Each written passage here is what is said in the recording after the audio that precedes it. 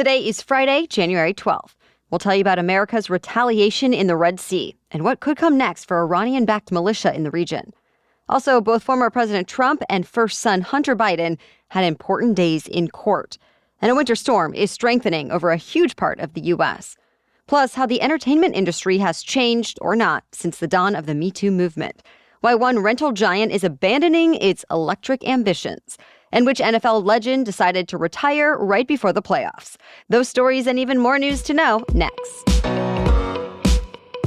Welcome to The Newsworthy. All the day's news in around 10 minutes. Fast, fair, fun, and on the go. I'm Erica Mandy. Thanks so much for being here. You ready? Let's do this.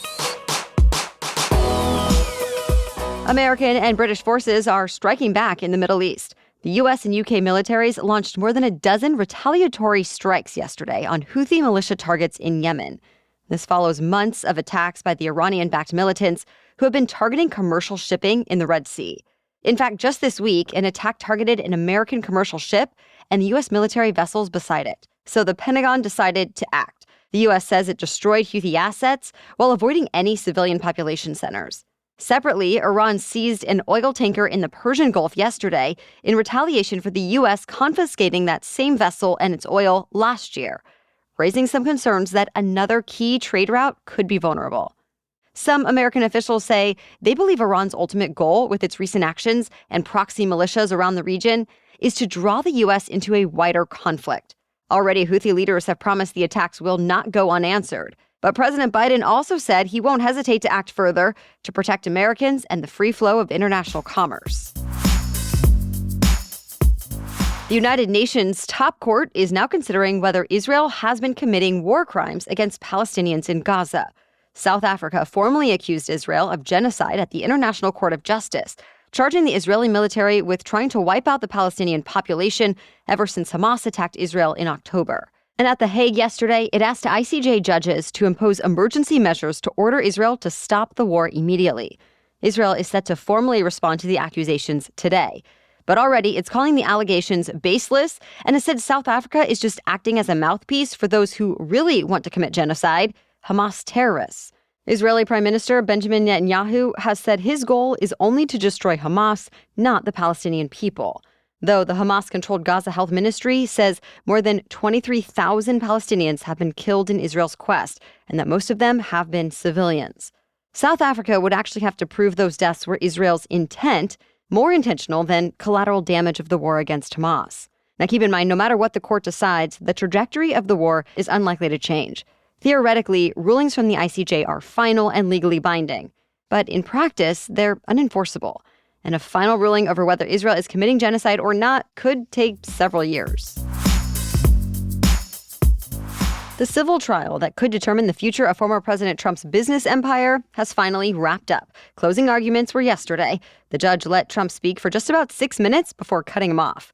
Trump branded the whole case as a witch hunt carried out by his political enemies who don't want him to become president again. But after things wrapped up, the prosecutor insisted the case was not about politics, but about facts and the law. Remember, the New York Attorney General has been accusing the former president of exaggerating his net worth by billions of dollars to trick banks and insurers. Though Trump insisted everyone made a profit in those deals and he never defaulted on the loans. His lawyers have also argued that valuations are subjective and disagreements don't equal fraud. The judge already found him and the Trump organization as a whole liable. But this trial has been about penalties and possibly more fraud claims. Prosecutors demanded $250 million in damages. And they're wanting to ban the Trumps from ever doing business in the state again. Now the judge says he's hoping to have a verdict by the end of this month. The first son was also in court yesterday. Hunter Biden pleaded not guilty to 9 tax charges that accused the younger Biden of running a scheme to not pay at least $1.4 million in taxes he owed between 2016 and 2019. To be clear, the president's son later paid all the money back in 2021. But the indictment still says for 4 years, Hunter Biden spent millions of dollars on an extravagant lifestyle when he should have been paying his tax bills. And if he's convicted, he could face up to 17 years in prison. Though remember, Biden also is facing charges related to him lying about being a drug user to buy a gun. He's pleading not guilty to those charges too. And both trials are expected to happen before the election. By the way, Republicans in Congress are also separately investigating Hunter Biden's business activities. And hearings about that investigation devolved into shouting matches this week. In what some have called a dramatic moment of political theater, the president's son walked into one of the meetings to show he's willing to testify publicly, not just behind closed doors as Republicans wanted. Still, the committee approved a resolution to hold him in contempt of Congress for not adhering to their requests. That resolution is now moving to the full House floor soon. Across the country, millions of Americans may be dealing with a case of winter weather déjà vu. Another powerful storm is expected to unleash blizzard conditions, severe thunderstorms, damaging winds, and brutal cold all across the central and eastern U.S. Today, most of the snow is expected to fall in parts of Michigan, Wisconsin, and Illinois, and much of the Midwest is in for strong winds that could produce blizzard conditions. On the southern side of the storm, there could be more severe weather, with the greatest threats in Mississippi and Alabama. And from the mid-Atlantic to the northeast, the biggest impact is expected to be heavy rain and possibly flooding. Most of these storms should move out by tomorrow, but dangerously cold temperatures are expected to stick around, especially in the central U.S. into next week. More news is still coming up, but first, support for this episode comes from Green Chef. Need an easy win in 2024? Green Chef makes eating well easy with plans to fit every lifestyle, from keto to vegan to just looking to eat more balanced meals. My husband and I recently made herb turkey and kale bulgur bowls with apricots, pistachio, some crema, and tomato. It was surprisingly simple and so flavorful. My toddler even ate it all, yes, the kale too, and he loved the little apricots in it. And of course, my husband and I thought it was delicious. With Green Chef, I can count on meals that are good for my taste buds, good for my body, and good for the planet. And good for my sanity too, since everything I need for each meal is delivered to my door. No wonder Green Chef is the #1 meal kit for clean eating. By the way, Green Chef is now owned by HelloFresh, so it has an even wider array of meal plans to choose from, so there's something for everyone. Go to greenchef.com/60newsworthy and use the code 60newsworthy to get 60% off plus 20% off your next 2 months. Again, that's 60% off plus 20% off your next 2 months when you go to greenchef.com/60newsworthy and use that code 60newsworthy. Now back to the news. The oil and gas industry is doing some more consolidating. Chesapeake Energy says it's planning to merge with Southwestern Energy in an all-stock deal valued at nearly $7.5 billion. It's a deal that will make the combined company the largest natural gas producer in the U.S. in both market value and output, with a significant presence in both the Gulf Coast and Northeast. The deal still needs to be cleared by regulators and approved by the company's shareholders, but the companies say they expect the merger to be complete by this summer. This is actually just the latest in a series of mergers and acquisitions involving American oil and natural gas companies. Just last year, Chevron announced plans to buy Hess, and ExxonMobil struck a deal to buy Pioneer Natural Resources. And those are just a couple of examples. Rental car giant Hertz has decided to abandon some of its big electric ambitions. You might remember it was more than 2 years ago when Hertz struck a high-profile deal to buy 100,000 Teslas as part of a big electrification effort. It later bought thousands more cars from Polestar and GM. But now Hertz says it's offloading about a third of its entire fleet. And some of the proceeds from those sales will go to buy standard gas-powered cars. As for why, Hertz cited high repair costs and low demand. This kind of reflects what's happening with the industry overall. EV sales growth slowed over the course of last year. And in recent months, automakers have also put some EV projects on hold and dialed back production forecasts. As for Hertz, the company says it will keep an eye on any changes in the market and might decide down the line to invest in EVs once again. It looks like the entertainment industry has made a big cultural shift ever since the launch of the Me Too movement. But still, a lot of people say, even though there's now awareness of the issues, there isn't enough accountability.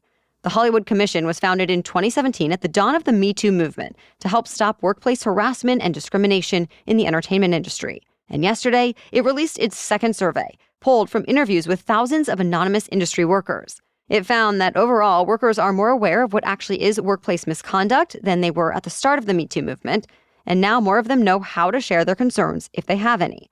But more than half of those surveyed said there was minimal or no progress when it came to holding powerful people accountable. And many said they hesitate to report misconduct for fear of being labeled difficult to work with, or just because they didn't believe anything would come of it. Now, the Hollywood Commission says it's going to launch a new action plan with programs meant to help workplaces become safer and more productive for everyone. Another one of America's best-known football coaches has decided to step away from the role that made him a legend. Bill Belichick and the New England Patriots announced they made a mutual decision to part ways. This comes after a historic 24-year run that included 17 division titles, 9 conference championships, and 6 Super Bowl rings. Belichick hasn't said what his plans are for the future, but he is expected to keep coaching elsewhere in the NFL. Speaking of football, the NFL playoffs begin tomorrow, with the first 2 first-round games, followed by 3 on Sunday and 1 on Monday. Eventually, the postseason will wrap up with the Super Bowl on February 11th. That's it for the main news today, so now it's time for Feel Good Friday, when we bring you one extra feel-good or positive news story before the weekend. But first, this episode is sponsored by BetterHelp. Around New Year's, it's easy to think about all the things we should be doing or that we could be doing. But what if we take a step back and think about the things we're already doing that make us feel good? Sometimes my therapist reminds me of all the things I'm already doing and that actually it's probably not a good idea to take on something new. And that's sometimes the reminder I need so I don't burn out. Or if you're ready for more, therapy can help you find your own strengths so you can ditch the extreme resolutions and make changes that actually stick. In fact, rough patches or taking a step backward is inevitable, so I always appreciate that a therapist is there over time, offering accountability, support, and professional guidance. If you're thinking of starting therapy, give BetterHelp a try. It's entirely online, designed to be convenient, flexible, and suited to your schedule. Celebrate the progress you've already made. Visit BetterHelp.com/newsworthy today to get 10% off your first month. That's BetterHelp, HELP.com/newsworthy. Okay, now back to Feel Good Friday. Today, we are talking about an unlikely friendship between a couple in their 30s and their 97-year-old neighbor. When Lydia and Andy Pender moved to Honolulu a few years ago, they started noticing beautiful music coming through the walls of their new apartment. They ended up meeting 97-year-old Derek Pert, who really has a musical gift, and they decided to start a dinner and a show tradition. The deal is, Pert handles the entertainment, and the Penders return the favor with dinner and cocktails. They say their neighbor takes the tradition very seriously. Every month, he'll have a list of songs to play, and he apparently takes requests, too. Now, the Penders also record Pert's concerts, and they even have posted one of them on TikTok. The video was viewed all over the world and brought in thousands of comments from other people sharing stories of elderly people in their lives. The Penders say the plan is to continue their monthly dinner and a show tradition, and they plan to post more videos in hopes of spreading the same joy their friend has given them and others on the internet. We'll be back tomorrow with our special edition Saturday episode. I am talking with our friends over at Pantsuit Politics about the upcoming elections next week. And of course, we'll be back Monday with your next news roundup. For now, thank you so much for listening and have a great weekend.